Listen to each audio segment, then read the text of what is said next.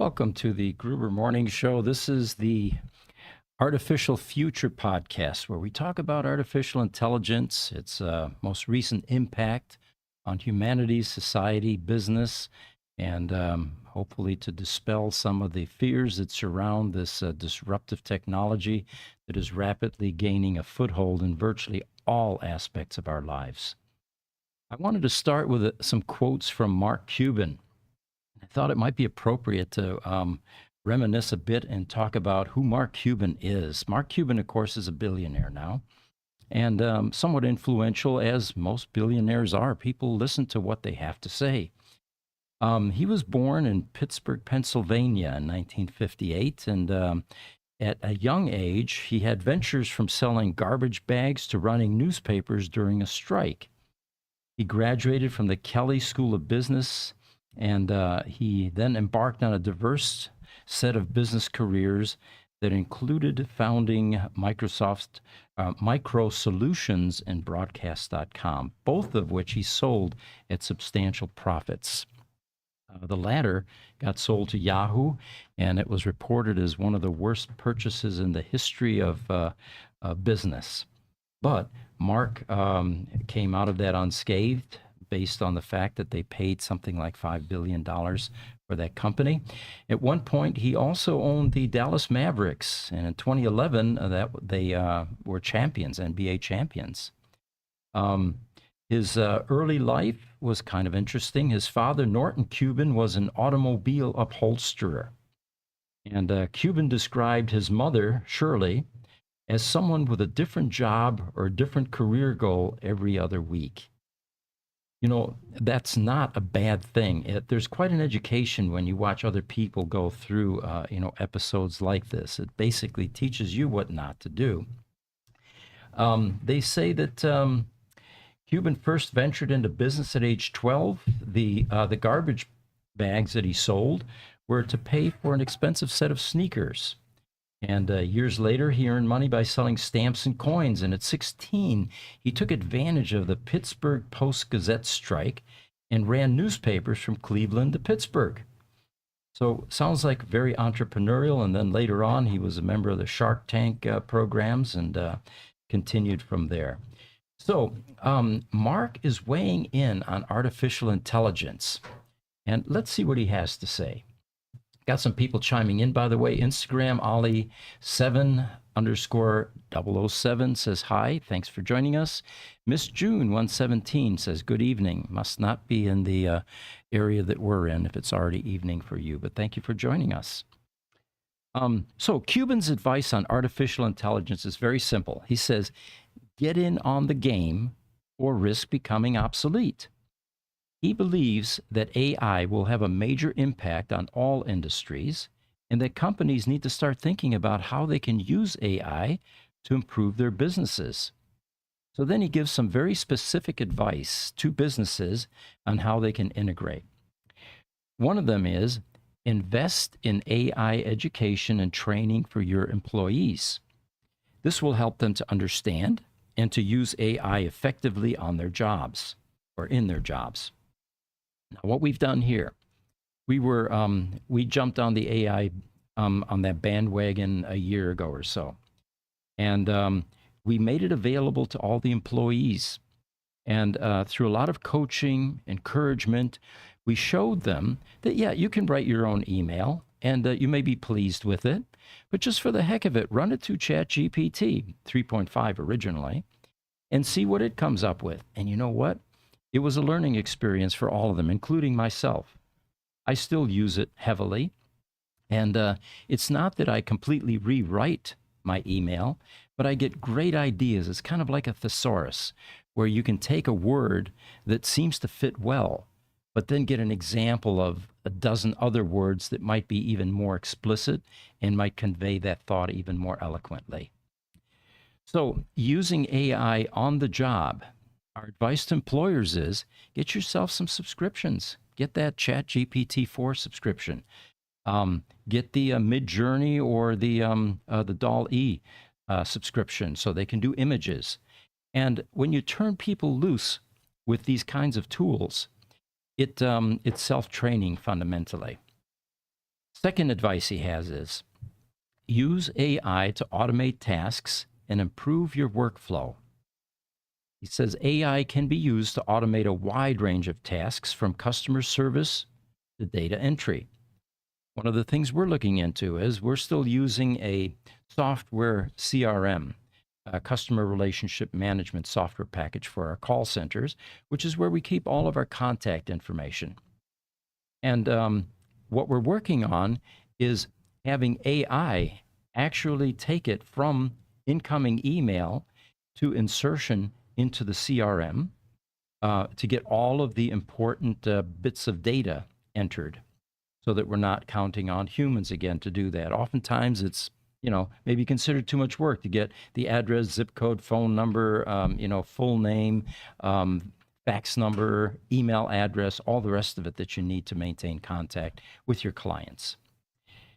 He says by using AI now, inserting that, it frees up your employees to focus on more strategic and creative work, such as calling them, qualifying them, finding out what their business is about, finding out what their needs are, educating them on what we do and how what we do and create and have as far as services might dovetail into their operations.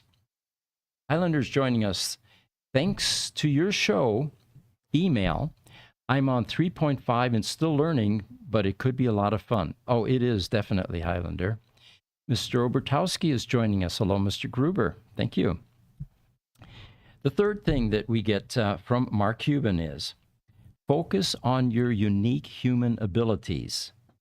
He says AI is good at automating tasks, but it is not as good at tasks that require critical thinking, creativity, and empathy.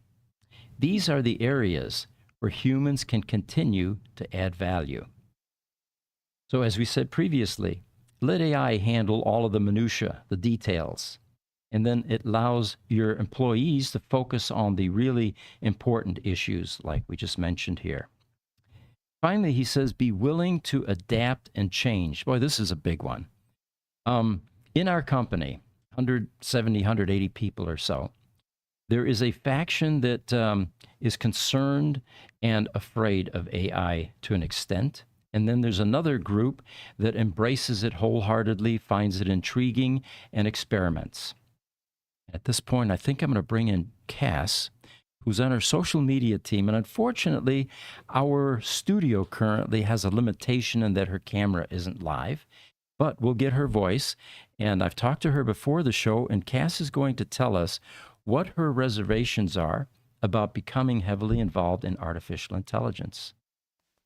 I don't like artificial intelligence because I'm an artist.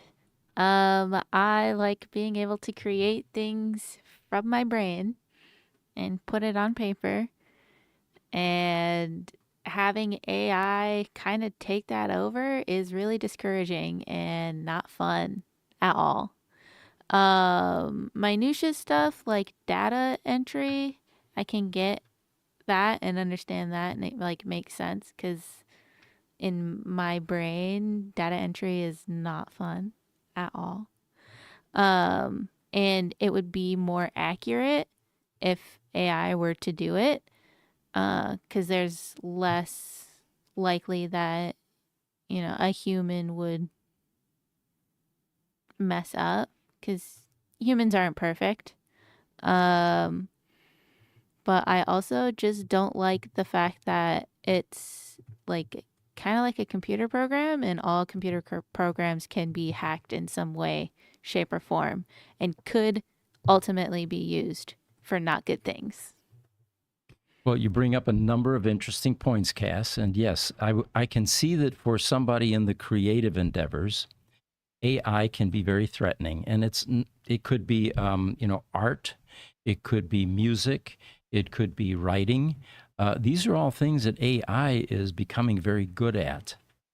The question then becomes, what do people that have that gift, that skill, pivot to in order to remain relevant?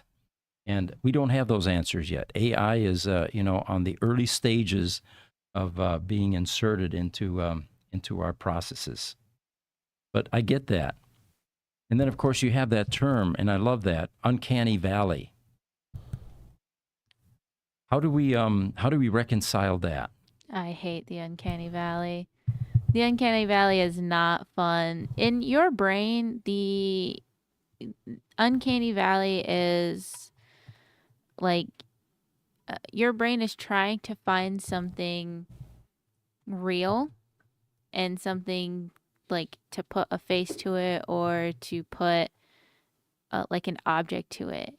And a lot of these robots, which is why I'm also kind of scared of those, is uncanny. It almost looks like a person, but not really. And your brain kicks into fight or flight. And mine just so happens to kick into flight, and I just don't want to look at it. I don't want it to exist. I'm pretending it's not real. You're not into the AI, No, like seeming too realistic. no, I'm Yeah. not. No, not at all. Because there's something about it that's not real. And in my brain, it's reading it as a threat. You know, what's- Either if it's, like a physical threat or a mental threat or just like any threat at all, it's in my brain. I don't like it. You know what's fascinating about that is the more real it becomes, the more threatening it becomes. Think about it. That little Roomba buzzing around your room, you don't care about that. You don't feel threatened by that. I do. Oh, you do? Even the Roomba? I don't. Yeah, I don't like any form of Nothing robots. I automated. hardly ever use Siri, and if I do, I always use my manners. Right. Always. You know, speaking of manners, the thumbnail that we popped up, the next segment here is going to talk about the importance of being polite to AI. And again, that takes us into a realm where we're giving it more credibility and making it seem more real than most people may feel comfortable with. But hang on, we'll get to that segment in a moment here. We've got some questions coming in. We've also got some quotes I wanted to run through. And then we'll get into the whole theme of this podcast, which is why you should be friendly to AI, to ChatGPT-4 or whatever AI portal you're using. We've got some things coming in here. Myrick 1G from Instagram says, hello, there are not too many of us on this forum. There looks like some are coming in. We usually get most of our traction after these things are aired. So for those of you interested in, we are out on YouTube, of course, and you can certainly watch this at any point in time after the live podcast. Not too many people are available at 10 o'clock. Is it Pacific Mountain Standard, or what time zone are we this Pacific. month? It's Pacific Standard Time this month. Okay. YouTube Obertowski says, we bet on horses using AI. There you go. You call it beginner's luck, but so far we got 5 out of 6 correct. Hey, now there's a tip for you. It's true. AI can digest the myriad of specifications and data about the performance of various horses, let's say, and probably better than a human could. So thanks for the tip, Obertowski. That may be something that'll send our social media team to the racetrack today. Or not. What do you guys think? I'm not one for bets, even if AI is on my side, and I'm using air quotes. Yeah, I just hate losing money. That's my, although I dabble in the stock market, so I guess that's not accurate. All right, TikTok Family First Joe says, interesting. YouTube Highlander, I love my Roomba. I put a little, the camera's in the way. If we pop that up a little bit, I can read the rest. I put my little eyes on it. And now that would freak out Cass, I think. All right, so here's some interesting quotes. Andrew NG, he gets quoted a lot these days. He says, just as electricity transformed almost everything 100 years ago, today, I actually have a hard time thinking of an industry that I don't think AI will transform in the next several years. He makes a good point. And this guy right here has begun to transform my life. As we pointed out often, I no longer have to remember, a couple hundred phone numbers or so.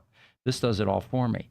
In fact, these days, somebody asked me what my wife's number was. I said, I don't know. Let me look in my phone. In the last century, we memorized all this stuff, if you recall. Mark Cuban has a quote here. He says, when you've got 10,000 people trying to do the same thing, Why would you want to be number 10,001? Good point. Bill Gates says, and I love this one, humans should be worried about the threat posed by artificial intelligence. Have you ever noticed how when people, influential people like this, say this, they never give you the rest of the story? Give us some very particular examples of why we should be concerned. How will AI, encroach on our rights? I would love to hear that, but everybody talks in generalities around this topic. All right, humans should be worried about the threat posed by artificial intelligence. Boom, period, end of story. So my advice to you out there making these kinds of statements, give us a little bit more meat, a little more content. Mark Cuban says, it doesn't matter how many times you fail. It doesn't matter how many times you almost get it right. No one is going to know or care about your failures, and neither should you. All you have to do is learn from them and those around you, because that's all that matters in business, is that you get it right once. Then everybody can tell you how lucky you are. Spot on, Mark. All right, here's another one from Mark Cuban. Artificial intelligence, deep learning, machine learning, whatever you are doing, if you don't understand it, learn it, because otherwise you're going to be a dinosaur within 3 years. Do we agree with that? Except for Cass, maybe. All right. Satya Nadella says, our industry does not respect tradition. It only respects innovation. And here we go. Amy Stapleton, we are entering a new world. The technology of machine learning, speech recognition, and natural language understanding are reaching a nexus of capability. The end result is that we'll soon have artificially intelligent assistants to help us in every aspect of our lives. And again, I hold up my cell phone. This is my AI assistant to help me with phone numbers and, of course, data. If I need to know what the temperature is where my brother lives outside of Munich right now, I can do that instantly here. And, of course, a myriad of other things, such as OfferUp trying to ping me for something that I'm selling. Whoops. All right. Everything Supply Chain says, you want to be on the cutting edge of supply chain innovation? Research artificial intelligence, machine learning, and deep learning. And one final quote from Eric Stoltz. He says, let's not kid ourselves. Robots already run most of our world. We're going to be their butlers soon enough. Now, there's somebody making a dire prediction, but then giving us a reason for that dire prediction. And, I respect that. So, getting now to the topic that we have on our thumbnail. Please is the headline, be polite to ChatGPT.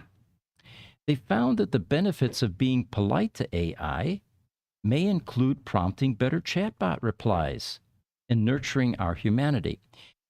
If you've ever caught yourself, they say, if you've ever caught yourself saying please and thank you to ChatGPT, you're in good company.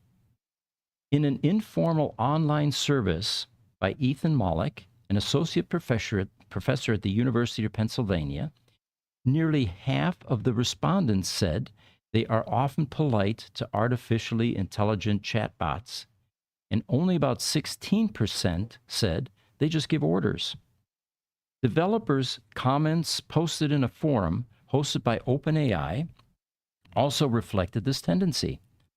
I find myself, and this is a quote, using please and thanks with ChatGPT because it's how I would talk to a real person who was helping me.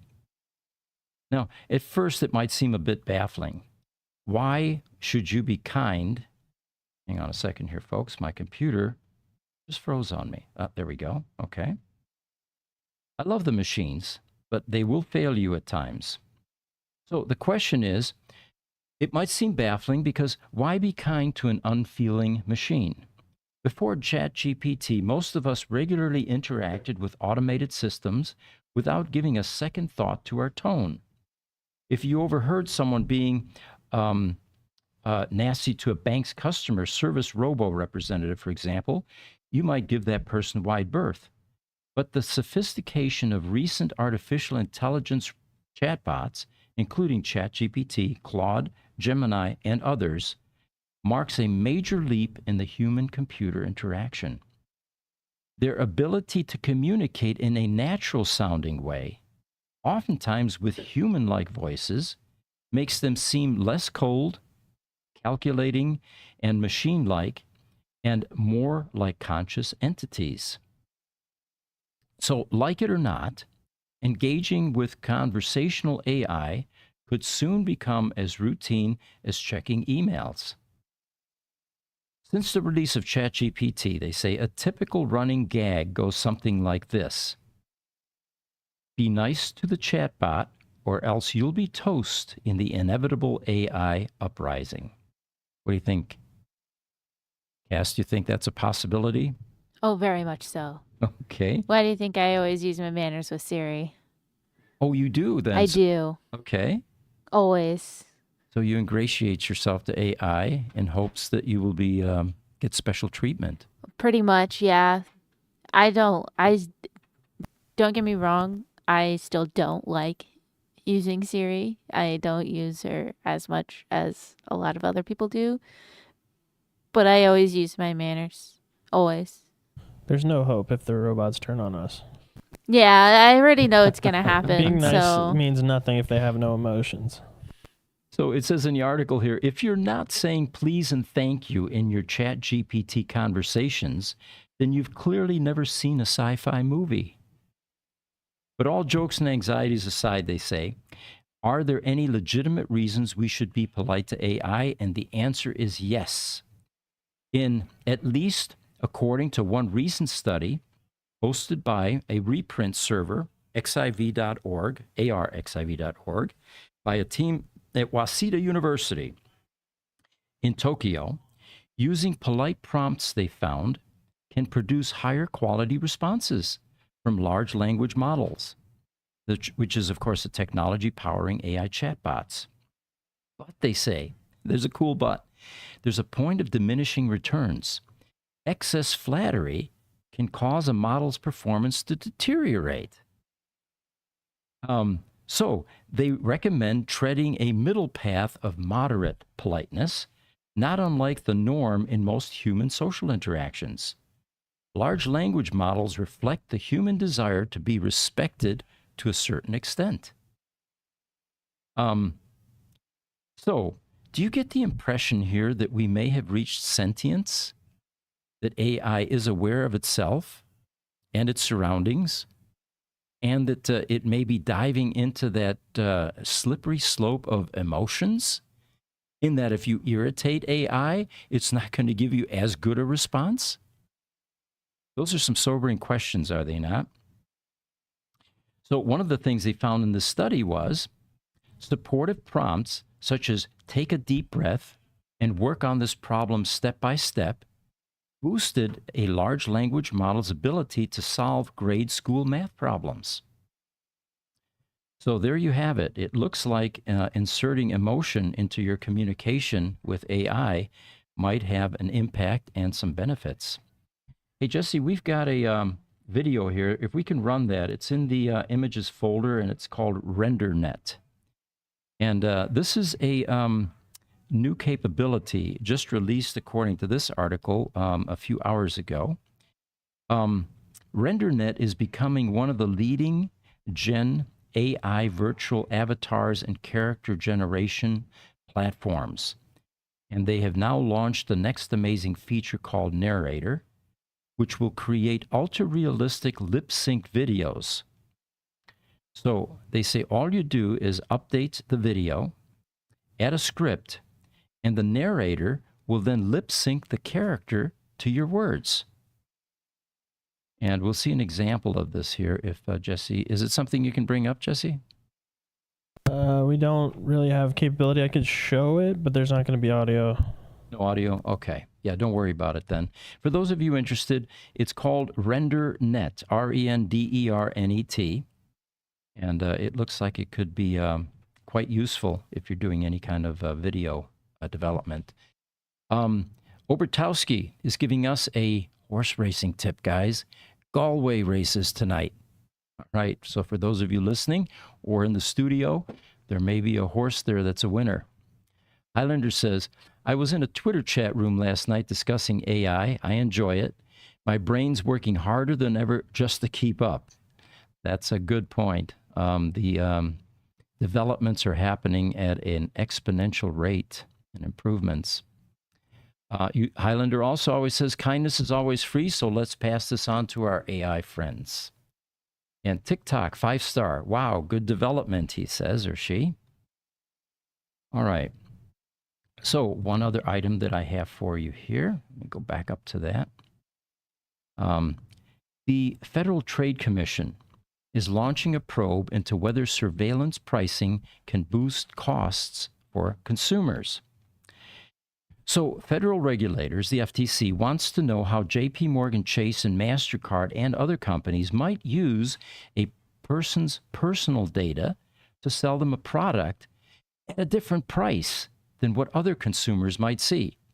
They didn't go into the justifications for that, but one of the obvious ones is with personal banking information, if the AI program recognizes that this is a multimillionaire, billionaire perhaps, maybe price isn't that important, and it raises the price on the item or the service. So the practice is called by the FTC surveillance pricing, also known as dynamic pricing and price optimization. And it's long been used by retailers such as Amazon and Walmart, along with ride-sharing providers, to boost profits. I suspect that my weekly Starbucks visit fits into this category because I often get inconsistent pricing for that same cup of coffee that I get every single Sunday morning. So they say most companies have deployed artificial intelligence and other advanced software tools to collect personal information about consumers, including their location. Our CRM, for example, I gave an example of that earlier. We manually collect that data, and it's vital because if somebody orders something, we need to know their address. We need to know where they live, where they work, or where the business is. Credit history, device type, browsing and shopping history, which can then be used to individualize prices. Firms that harvest Americans' personal data can, of course, put people's privacy at risk. And these firms could then be used to exploit this vast trove of personal information to charge people higher prices. So the FTC is getting in the game, and they are now going to be looking at this practice and, of course, most likely curtailing it or suspending it completely. The FTC calls this a shadowy ecosystem of pricing middlemen. A spokesperson for JP Morgan Chase declined to comment. A spokesperson for MasterCard also declined to comment. And I'll bet if you tried to get somebody at Walmart or at Amazon to talk about this, they would also decline to comment. This is not going to be a popular notion or a popular practice. So we'll have to see how the Federal Trade Commission actually begins to, what their findings are and how they regulate this. They're saying that lawmakers are also looking at the impact of dynamic pricing. In May, Senator Sherrod Brown from Ohio held a hearing examining how such retail technologies may have contributed to ferocious inflation during the pandemic. I love that word, ferocious inflation. I think the Dems want to downplay terminology like that. All right, moving right along here. What is the greatest fear of any government? Well, it is the advent of artificial intelligence stepping in to render their arsenals powerless. And this is something I've been talking about for some time. For the first time in human history, AI overlords could govern the earth, enforcing peace and putting an end to the ceaseless destruction of human lives. Carl Sagan weighed in on a topic like this in 1980. And the article was, and this was before the age of the internet, folks, who speaks for Earth? And I want to read this to you because it really encapsulates this type of concept. In our tenure on this planet, we've accumulated dangerous evolutionary baggage, propensities for aggression and ritual, submission to leaders, hostility to outsiders, all of which puts our survival in some doubt. We've also acquired, as an offset now, compassion for others, love for our children, a desire to learn from history and experience, and a great, soaring, passionate intelligence, the clear tools for our continued survival and prosperity. Which aspects of our nature will prevail is uncertain, particularly when our vision and prospects are bound to one small part of a small planet Earth. Of course, Carl Sagan was out there in outer space. Do you remember his favorite phrase, billions and billions of... Do you guys remember that? It was in the last century. But he was definitely focused on what's possible outside our earthly home. Carl Sagan is way before our time. Way before your time. Boy, well, but his words live on, folks. So he says, but up there in the cosmos, an inescapable perspective awaits. National boundaries are not evident when we view the Earth from space. And I wish we had a picture of Earth. You're not going to see the, the property lines between Canada and the United States. Those are man-made creations, of course. He goes on, he says, fanatic ethnic or religious or national identifications are a little difficult to support when we see our planet as a fragile blue crescent fading to become an inconspicuous point of light against the bastion and citadel of the stars. So who speaks for Earth, he says? How would we explain all this to a dispassionate extraterrestrial observer? What account would we give of our stewardship of the planet Earth? We've heard the rationales offered by the superpowers, and we know who speaks for the nations. But who speaks for the human species? Who speaks for Earth? From an extraterrestrial perspective, our global civilization is clearly on the edge of failure, and the most important task it faces, preserving the lives and well-being of its citizens and the future habitability of our planet. Now, here's my addendum to this. 44 years later, this was in 1980. This was, he wrote this. 44 years later, it still looks like we continue to have failed in that regard. After thousands of years, we are still hurtling towards irreversible damage to our home, planet Earth, and while here, we keep killing each other. What will save us from ourselves, you may ask? Well, my personal answer is it cannot and it will not be ourselves. So I'll leave you with that thought. We'll see you next week. Thanks for joining us. I'm Pete Gruber.